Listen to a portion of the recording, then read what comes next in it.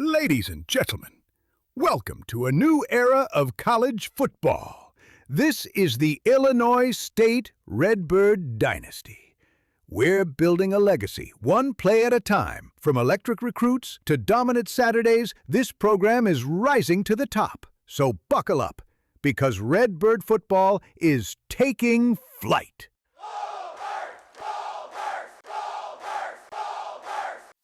Welcome back to the Redbird Revival, episode 2 of our Illinois State Dynasty recruiting series. Today, we're kicking things off with one of our top targets, 3-star running back Zach Hall. And trust me, this kid is still a gem. Zach just opened his high school season in dominant fashion, leading his squad to a 28-0 win over Preble. He punched in 2 touchdowns and racked up over 100 yards on the ground, setting the tone early in his senior campaign. And here's the best part. We're still number 1 on his list. The Redbirds have the edge right now, and we're not letting up. Zach Hall could be the future of our backfield, but he's not the only name heating up on our board. More targets to coming up in this episode of Redbird Revival.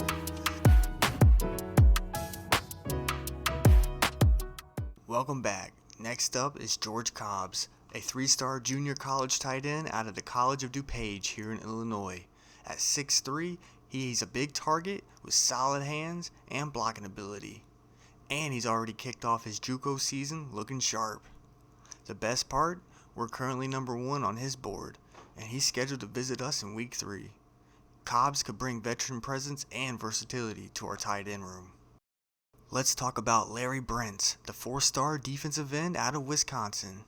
What started as a long shot has turned into something special. The Redbirds have climbed all the way to the top of his list. Brents is explosive off the edge, a true game changer. And now, with us sitting number 1 on his board, we're ready to bring him in and let him anchor this defense for years to come. Up next is Brian Carruthers, a hard-hitting 3-star linebacker from right here in Illinois. He's got great instincts, wraps up clean, and plays with the downhill mindset we love on defense. We're still sitting number 1 on his list, and we locked in week 7 visit to get him on campus. Carruthers fits the Redbird mentality, and he's a priority target for this class.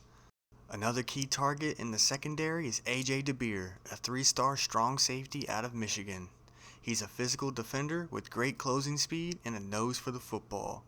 We're holding strong at number 1 on his list, and he could be the future anchor in the back end of our defense.